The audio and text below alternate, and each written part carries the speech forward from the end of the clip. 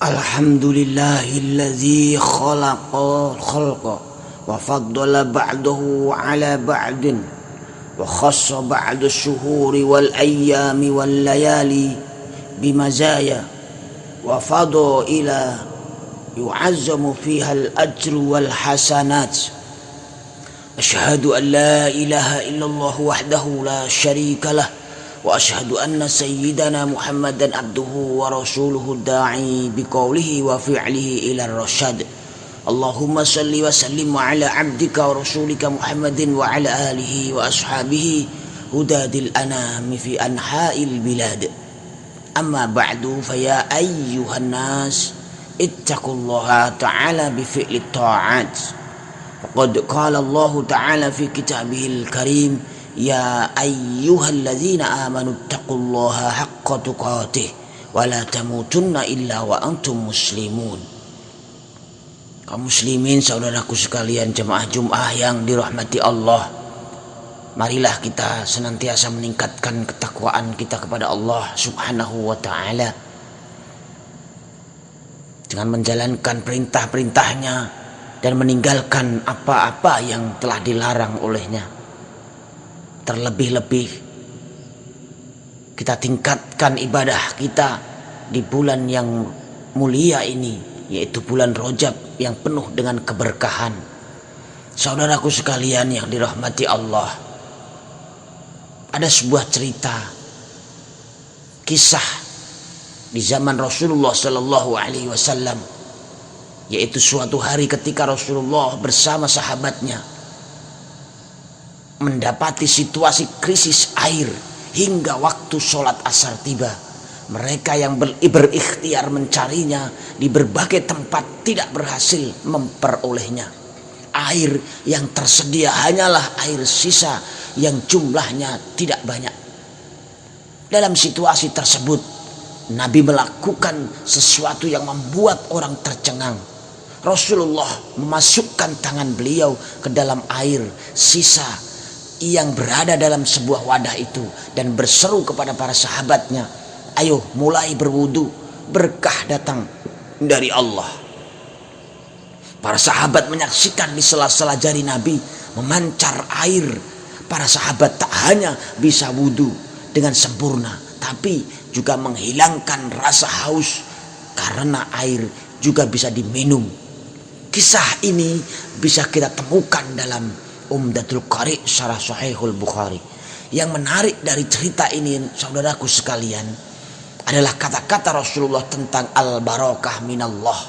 Kisah tersebut menunjukkan bahwa berkah bersumber dari Allah, bukan dari manusia, bukan dari air, pohon, matahari, atau yang lainnya. Meskipun objek yang diberkahi itu bisa apa saja, termasuk air dan jemari Nabi. Krisis air bukan halangan bagi para sahabat untuk beribadah.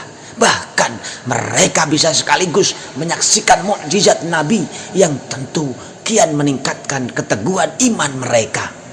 Saudaraku kaum muslimin rahimakumullah, berkah dimaknai sebagai tumbuh dan berkah. Sebagai ulama merinci lagi bahwa berkah adalah bertambah kebaikan atau ziyadatul khair. Kebaikan yang dimaksud tentu bukan kenikmatan duniawi, melainkan tingkat kesadaran kita kepada Allah, yaitu taqarrub ilallah. Berkah dengan demikian tidak terkait dengan banyak atau sedikitnya harta benda. Orang yang kaya raya bisa jadi tidak mendapat keberkahan hidup ketika harta bendanya justru membuatnya merasa perlu dihormati, merendahkan orang miskin, berfoya-foya, atau untuk aktivitas maksiat. Sebaliknya, kemiskinan bisa mendatangkan berkah saat hal itu melatihnya bersabar, mensyukuri nikmat, atau bersikap baik kepada tetangga. Berkah juga tidak harus berhubungan dengan kesehatan, sebab kondisi sakit pun kadang bisa membuat orang introspeksi diri, bermuhasabah, taubat, berzikir, dan mengingat-ingat hak-hak orang lain yang mungkin ia langgar. Meskipun sakit juga bisa berbuah malapetaka ketika seseorang justru lebih banyak mengeluh, mencibir karunia Allah, menyalahkan orang lain, berburuk sangka kepada orang lain, atau melakukan apapun sesuatu yang melampaui batas. Saudaraku sekalian, tempat yang berkah tak mesti subur, sejuk, atau yang pemandangannya indah. Buktinya Allah memberi keistimewaan kepada tanah Makkah yang gersang. Begitu pula dengan waktu yang berkah belum tentu saat-saat hari raya atau hari berkabung. Namun keberkahan waktu itu datang manakala segenap peristiwa di dalamnya membuat kita semakin dekat dengan Allah. Saudaraku sekalian yang dirahmati Allah, terkait dengan berkah atau barokah, Rasulullah memberi teladan kepada umatnya untuk memanjatkan doa ketika memasuki bulan Rajab. Allahumma barik lana fi Rajab wa Sya'bana wa ballighna Ramadan. Ya Allah, berkahilah kami pada bulan Rajab dan bulan Sya'ban, dan pertemukanlah kami dengan bulan Ramadan. Bulan Rajab merupakan salah satu bulan haram, artinya bulan yang dimuliakan dalam Islam. Terdapat 4 bulan haram di luar Ramadan, yakni Zulqa'dah, Zulhijjah, Muharram, dan Rajab. Saat tiba waktu Rajab, yang Rasulullah minta adalah keberkahan bulan ini, lalu keberkahan bulan Sya'ban, hingga ia dipertemukan dengan bulan suci Ramadan. Saat bulan Rajab tiba, Rasulullah tidak memohon kekayaan, kesehatan, dan kenikmatan duniawi secara khusus. Beliau berdoa agar dilimpahi keberkahan di bulan Rajab dan Sya'ban seiring dengan menyongsong bulan Ramadan. Secara tidak langsung, doa ini adalah permohonan panjang umur. Tentu saja bukan sekadar usia panjang, tetapi usia yang bermanfaat untuk mendekatkan diri kepada Allah. Inti dari berkah adalah peningkatan taqarrub kita kepada Allah, sehingga kepribadian kita diliputi oleh sifat-sifat yang mencerminkan perintah Allah. Jujur, adil, rendah hati, peduli sesama, penyayang, tidak serakah, tidak gemar menggunjing atau menghakimi orang lain, dan lain sebagainya. Kita juga semakin rajin memaknai setiap aktivitas kita atas dasar nilai ibadah. Bekerja untuk menafkahi keluarga karena Allah, ikut kerja bakti karena Allah, bertegur sapa dengan tetangga ya karena Allah, dan seterusnya. Saudaraku sekalian, apakah kita tidak boleh berdoa memohon harta atau kesehatan di bulan Rajab ini? Tentu saja boleh.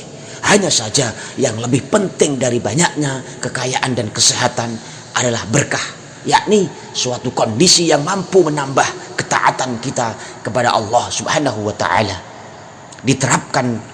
Diterangkan dalam Sahih Bukhari, Rasulullah pernah mendoakan sahabatnya